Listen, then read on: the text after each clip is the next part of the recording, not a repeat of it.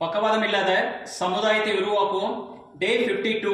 So இன்னைக்கு பாத்தீங்கன்னா flaccid என்றால் என்ன, அந்த பிளாசிடை எப்படி ஸ்பாஸ்டிக்கு கொண்டுட்டு போறது, பிளாசிடா இருந்துச்சுன்னா நம்மளால எந்த வேலையுமே செய்ய முடியாது.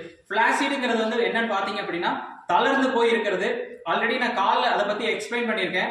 கைக்கு பாத்தீங்கன்னா இப்படி பிடிச்சோம் அப்படின்னா இப்படி விட்டா கீழே போறது, அதுதான் பிளாசிட், தளர்ந்த நிலை. அப்படி இருந்துச்சுன்னா எதுவுமே நம்மளால பண்ண முடியாது, ஸ்பாஸ்டிசிட்டிக்கு நியர்பை கொண்டுட்டு போகணும். அந்த மாதிரி இருந்துச்சு அப்படின்னா கொஞ்சம் ஜென்ட்லா ஒரு ஐஸ், அதாவது டோன், ஹைப்போடோன் சொல்லுவாங்க, டோனை செட் பண்ணணும். அப்படி இருக்கவங்களுக்கு பாத்தீங்கன்னா ஐஸ் கொடுத்தோம் அப்படின்னா நல்ல டோன் செட் ஆகும். அப்படி அந்த ஐஸ் அப்ளை பண்றது கீழே இருந்து மேல் நோக்கி ஐஸ் கொடுக்கணும்.